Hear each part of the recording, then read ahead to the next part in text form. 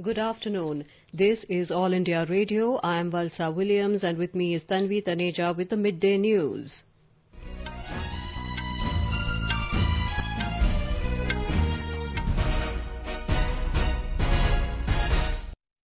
The headlines.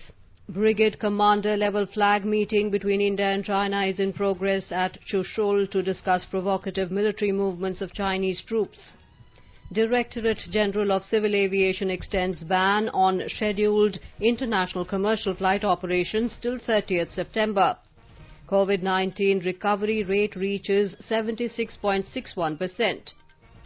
Assam government says no genuine citizen will be left out in the National Register of Citizens. Festival of Onam being celebrated across the country today. President, Vice President and Prime Minister greet people on the occasion.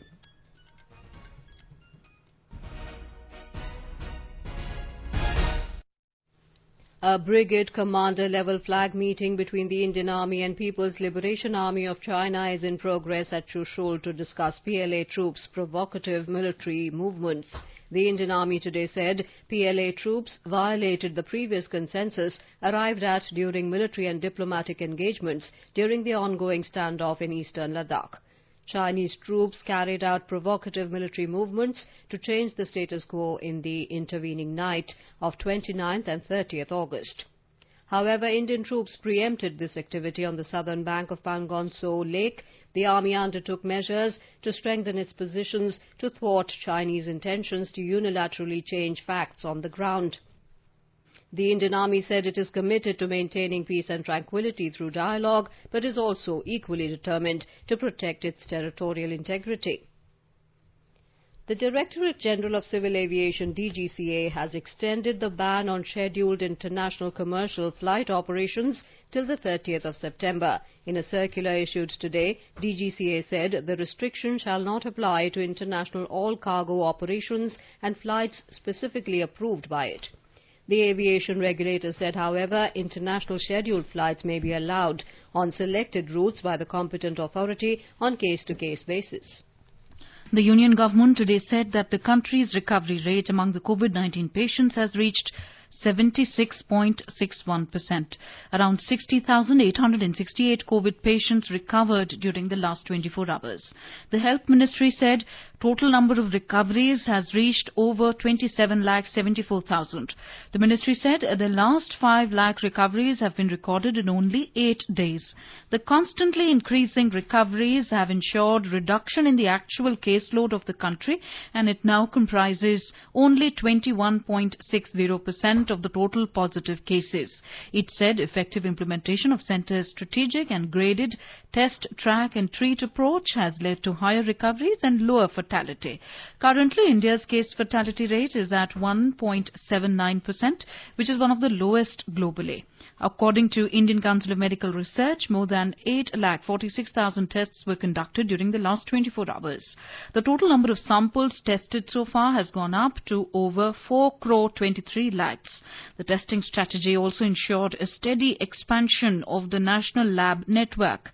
Today, with 1,004 labs in the government sector and 583 private labs, 1,587 labs are providing comprehensive testing facilities to people. In our series Experts Speak on All India Radio, we bring you the views of leading medical experts on COVID-19. Talking to AIR News, Dr. Amarchand Bajaj, Senior Consultant at the Sitaram Bhartiya Institute of Science and Research in New Delhi, highlighted the importance of hygiene and how to maintain it to contain novel coronavirus. जब तक हमारे पास इनकी treatment vaccine या medicine के रूप में ना निकले, तब तक हमें जो प्रिकॉशनरी मेजर्स है वो फॉलो करने हैं। जहां जरूरत ना हो उसमें घर से बिल्कुल बाहर ना निकले, कोशिश करें कम से कम बाहर निकलना है। और जबकि निकलना भी पड़ा घर से बाहर, तो कोशिश करें कि जहां आप 2 लोग खड़े हैं, करीब 2 मीटर दूर खड़े रहें, नहीं तो कम से कम 1 मीटर दूर खड़े रहें। Dr. Naresh Gupta of Lok Nayak Jayaprakash Narayan Hospital in Delhi said, in most of the cases, the COVID-19 infections are self-limiting and very few patients are required to take admission in hospital. 80% में तो ऐसी भी तकलीफ नहीं करते हैं या इतनी हल्की करते हैं कि लोग घर पे ही ठीक हो जाते हैं। 10-15% में उनको अस्पताल जाके कुछ दवाई दी जाती है और वो सेटल हो जाते हैं। 5% या उससे कम वाले हैं जो कि दाखिल होना पड़ता है। In Mizoram, 3 new coronavirus cases were detected and 5 patients discharged after recovery in the last 24 hours. With this, the total number of COVID-19 cases reached 1,011 in the state. According to the official statement, so far 589 patients have been discharged after recovery, while 422 patients are presently under treatment. Haryana Chief Minister Manohar Lal, who was admitted in Medanta Hospital at Gurugram on the 25th of August after being tested positive for COVID-19, will undergo some blood and COVID tests today. Medical Superintendent of the hospital, Dr. A.K. Dubey, informed this in the medical bulletin and said he is well and continues to remain active. In Punjab, the surge in COVID cases is being observed in all districts of the state. Our correspondent reports yesterday till evening, 1,689 persons tested positive for COVID-19 and 56 patients lost their lives in a day. Presently, 474 patients are on oxygen support, while 77 are critical and on ventilator support. Out of total patients found positive today, 188 cases are from Patiala, while 273 are from Ludhiana district. With this, the number of persons tested positive in the state has risen to 52,526, of which 35,747 patients have been cured, while 1,404 patients have succumbed to the infection so far. Currently, 15,375 COVID patients are under treatment in various hospitals of the state. In Madhya Pradesh, the number of COVID-19 cases in the state climbed to 62,433 after 1,558 new cases were reported in the past 24 hours. With 29 patients succumbing to the infection, death toll rose to 1,374. More from our correspondent.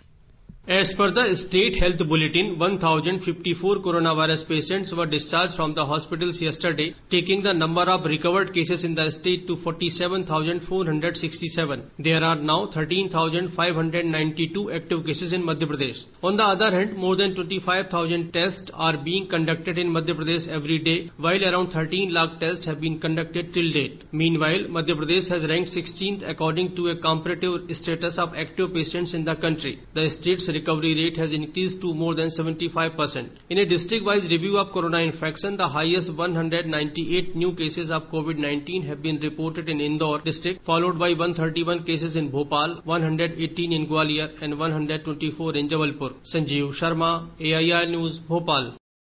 In Gujarat, the death toll in COVID-19 pandemic crossed 3,000 mark with 17 new deaths reported during the last 24 hours. The death toll in the state has gone up to 3,008. AIR correspondent reports that the death rate due to COVID-19 in the state has decreased significantly. Current death rate due to COVID-19 in the state is 1.7%, which was 6.6% during the month of May. According to sources, Ahmedabad and Surat districts accounted for more than 77% death out of total deaths registered in the state. 2 districts of the state, Narmada and Dang, have not recorded any death of COVID-19 patients till date. Meanwhile, Ahmedabad Municipal Corporation has added 11 new areas in the micro-containment zone following detection of new cases. Door-to-door surveillance and mass screening have been launched in these areas from this morning. Yogesh Pandya, AR News, Ahmedabad.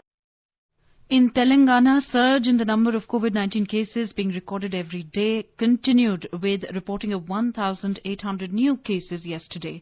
As per the daily bulletin issued by the State Medical and Health Department this morning, 1,873 persons tested positive for coronavirus on the basis of about 32,000 tests during the past 24 hours. More from our correspondent. The surge in reporting new cases of COVID continues in Telangana, even as the Unlock 4 announced. On the other hand, the recovery rate is also slowly but continuously coming down in the state, which has a higher recovery rate against the national average a few weeks back. During the past 24 hours, the number of total COVID cases reported so far in the state increased to 1,24,963, while 1,849 more COVID patients recovered and discharged from various hospitals. With this, the The recovery rate in the state came down to 73.3% and total 92,837 people recovered from COVID so far. During the past 24 hours, 9 more died due to COVID and other comorbidities, taking the total toll to 827. Meanwhile, the Greater Hyderabad Municipal Corporation, where COVID-19 prevalence was more, reported 360 fresh COVID cases during the past 24 hours, while Karimnagar, Khammam, Rangareddy districts reported over 100 new cases of COVID during the same period. Lakshmi, AIR News, Hyderabad. In Uttarakhand, with 664 fresh cases of corona positive on Sunday, the COVID-19 cases tally reached 19,235 in the state. 13,004 people have recovered so far. As per the health bulletin released last night, 480 cases of recoveries were also reported in the state. Meanwhile, the state unit of the Bharatiya Janata Party had postponed the meeting of its working committee, which was scheduled today. In our series on Atmanirbhar Bharat today, we bring you a special story on MedBot. During the corona crisis, apart from providing transport facilities and essential items like food grains to people, the Indian Railways has also provided facilities for COVID-19 patients. It has developed a remote-controlled medical trolley named MedBot to help deliver food and medicines to COVID-19 patients. It is providing service in the central hospital of the diesel rail engine factory of Indian Railways. Usha Rani Nayak, a tribal woman from the Mayurbhanj district of Odisha, has empowered more than 200 women through her eco-friendly handicraft company that uses sabai grass to make handicrafts. Despite being a dropout, she proved her determination and now is inspiring women to be Atmanirbhar. Our correspondent tells us more about her success.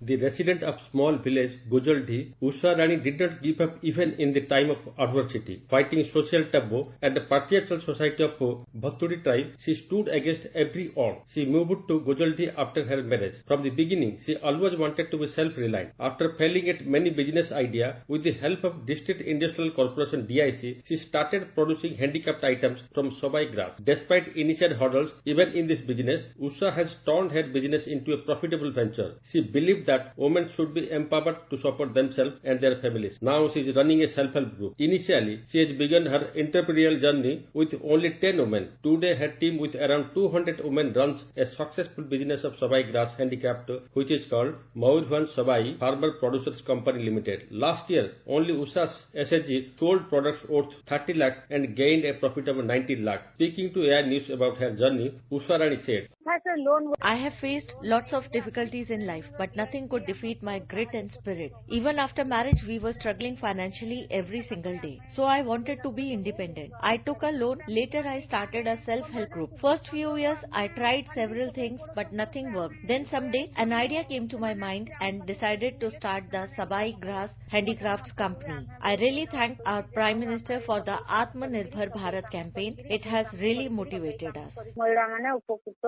Looking at the success of Usha Rani's SSG group, the Odisha government established a dedicated section in the two handicraft outlets of Mayur Silpa in Baripada and Bhubaneswar. The tribal woman for a very remote village is surely an example for other women who wanted to be self-reliant. Tapan Maharana, AIR News, Cuttack. The medical condition of 84-year-old former President Pranab Mukherjee has declined since yesterday. He is in septic shock due to lung infection and is being managed by a team of specialists at the Army Hospital in Delhi. The latest medical statement of the hospital states that Mr. Mukherjee continues to be in deep coma and is on ventilator support. He was admitted to the hospital on the 10th of this month and was operated for removal of a clot in the brain. Home Minister Amit Shah was discharged from the All India Institute of Medical Sciences, AIIMS, New Delhi this morning. Mr. Shah was admitted at AIIMS on the 18th of this month for post-COVID care. The Central Bureau of Investigation team is questioning actress Riya Chakraborty, a prime accused in the Sushant Singh Rajput death case at the DRDO guest house in Mumbai for the fourth consecutive day today. Chakraborty is accused of abetting the suicide of Rajput, who was found hanging in his flat in suburban Bandra on 14th of June. The 28-year-old actress, along with her brother Shovik Chakraborty, arrived at the guest house located at Kalina and Santa Cruz, where the probe team is staying. stationed.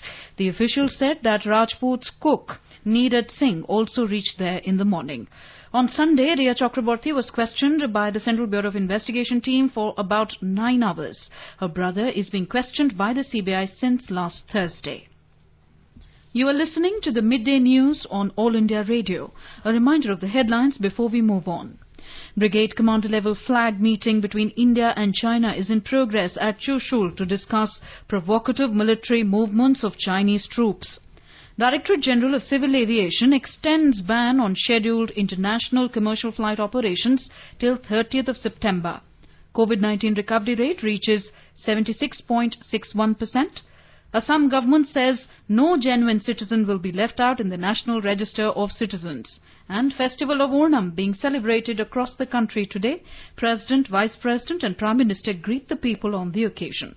For quick news updates round the clock, follow us on our Twitter handle at AIR News Alerts. Onam is being celebrated across the country today. The annual harvest festival is celebrated to honour the memory of the legendary King Mahabali, ruler of Kerala. Every house and place is adorned to welcome the king. The 10-day festival is being celebrated with joy and fervour. Traditional flower carpets adorn many houses in Kerala and Tamil Nadu. People are dressed in their best to receive Emperor Maveli on his once-a-year traditional visit to his homeland as per tradition. However, the official Onam celebrations at Takkalai Padmanabhapuram Palace have been cancelled. The practice of offering Onavillu in the Padmanabhaswamy temple is believed to have its beginning in Tiruvattar. More details from our correspondent. Tiruvonam is the most auspicious day of Onam festival. This annual harvest festival of the state celebrates the visit of the mythical and righteous King Mahabali. Onam is being celebrated by all Keralites, irrespective of religion, symbolizing secularism and harmony. Onam marks the season of plenty, but this time, the COVID pandemic had taken the sheen out of the festivities. As authorities had urged to follow strict guidelines for a safer Onam, people at large will be celebrating the festival in their homes. As large gatherings are prohibited, Onapookalam, Onakaligal, Onasadya will all be restricted to one's own home as safety remains the primary concern. But the spirit of Onam that instills hope and prosperity is in its full glory that hopes to bring a new dawn free of pandemic and a better future. Mayusha for AR News from Thiruvananthapuram. The President, Vice President, Prime Minister and others have greeted the people on the occasion of Onam. In his message, President Ramnath Kovind said the festival of Onam is a symbol of the country's rich cultural heritage. It is also an expression of the gratitude to Mother Nature at the arrival of the new crop. Vice President M. Venkaiah Naidu said Onam Day is marked by traditional games, music and dancing and the delectable Onasadya, the grand feast. He urged people to celebrate Onam in a modest way at home, strictly adhering to COVID health and hygiene protocols. The Prime Minister has greeted people on the auspicious occasion of Onam. In a tweet, Mr. Modi said this is a unique festival which celebrates harmony. He said it is also an occasion to express gratitude to our hard-working farmers. In his Mann Ki Baat program yesterday, Prime Minister Narendra Modi said the verve of Onam festival can be felt everywhere and it is turning out to be an international festival. इन दिनों ओणम का पर्व धूमधाम से मनाया जा रहा है। ये पर्व चिनगम महीने में आता है। इस दौरान लोग कुछ नया खरीदते हैं, अपने घरों को सजाते हैं, पुक्कलम बनाते हैं, ओणम सादिया का आनंद लेते हैं। तरह तरह के खेल और प्रतियोगिताएं भी होती हैं।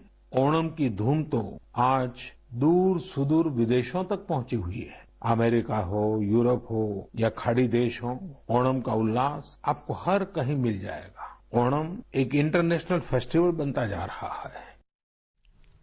The Assam government has said that no illegal resident would be included in the National Register of Citizens NRC list.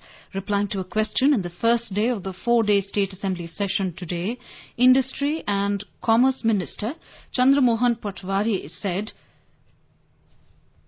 that the state government has already made its stand clear on the NRC.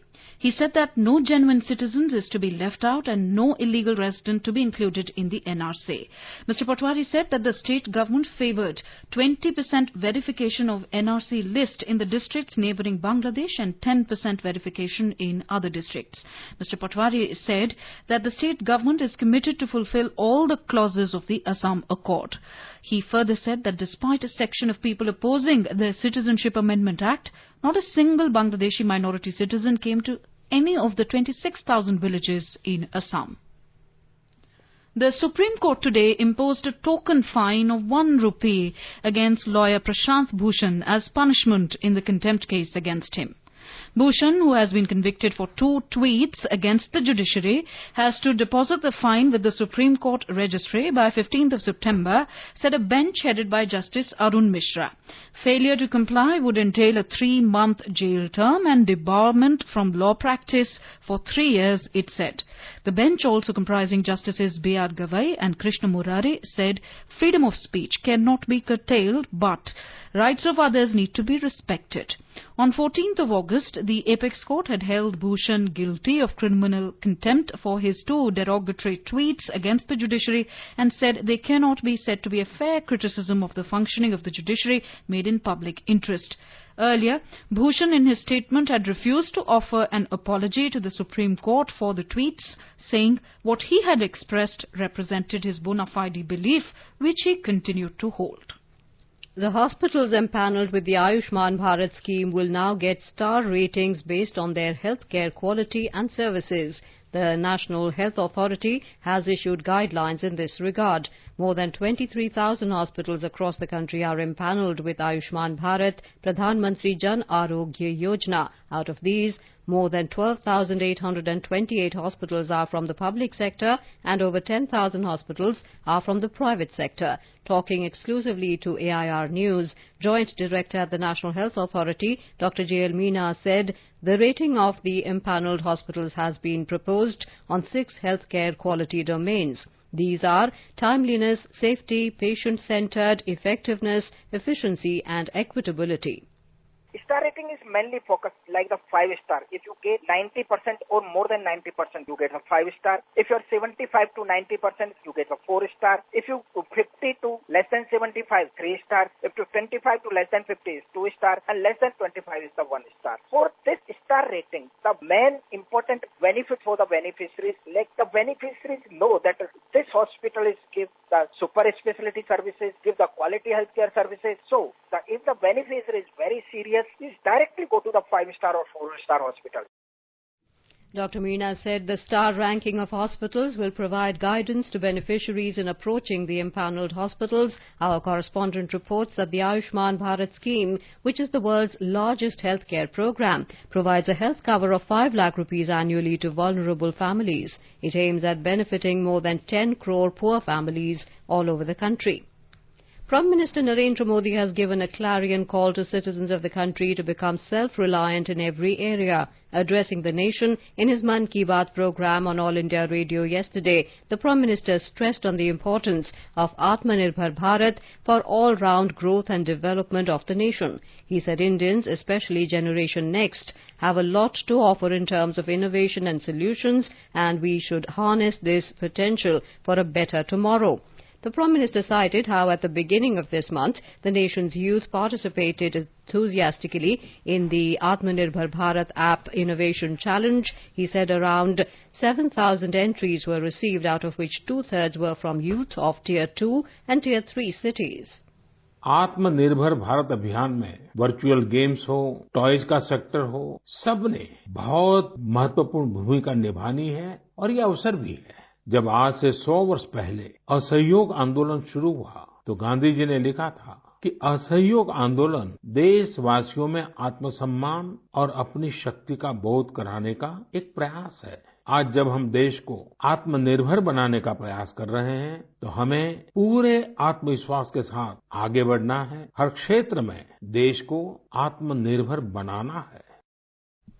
In the Union Territory of Chandigarh, the weekend closure of markets will be discontinued from this week. However, the odd-even formula being applied in the congested markets as has been notified earlier, will continue till 3rd of September.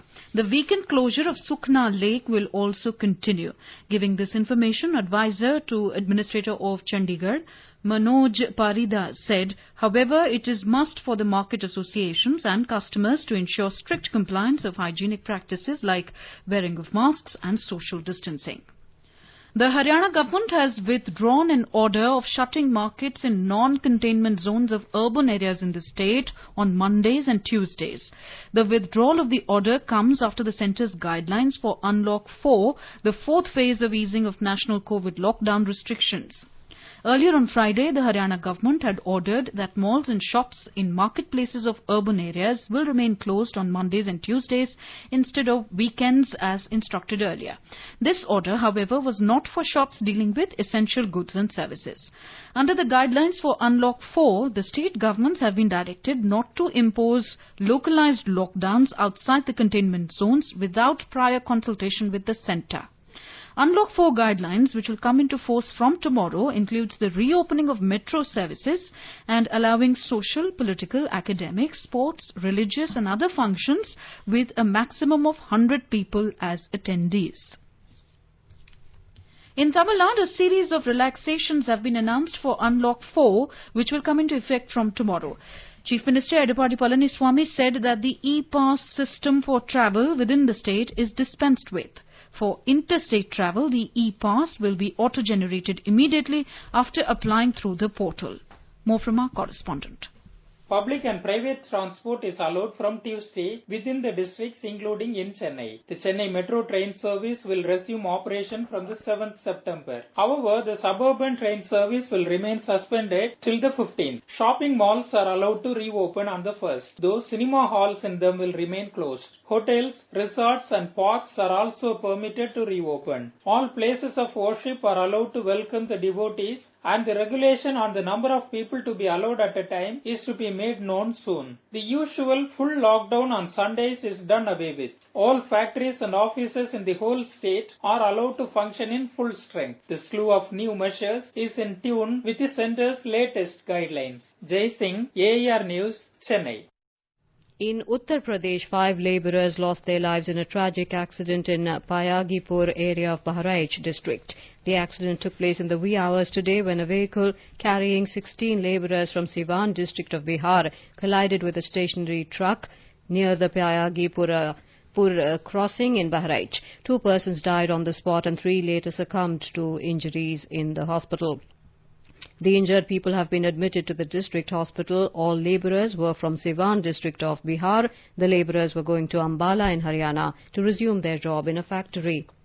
In Chhattisgarh, a Maoist was killed in an encounter with security forces in Dhamtari district last night. The incident took place in Nagari area. A team of district reserve guards was on a search operation. Maoists ambushed the team at Ghoragaon jungles. Security personnel retaliated the firing in a befitting manner. In the exchange of fire, the Maoist was killed and the team recovered an arm from the spot. India and Russia were announced as joint winners of the FIDE Chess Olympiad yesterday as Nihal Sarin and Divya Deshmukh lost connection to their games in the second round and had to forfeit. In a first, the Olympiad was conducted online. Originally, Russia were declared as the winners, but India filed an appeal, and after investigation, both India and Russia were announced as joint winners.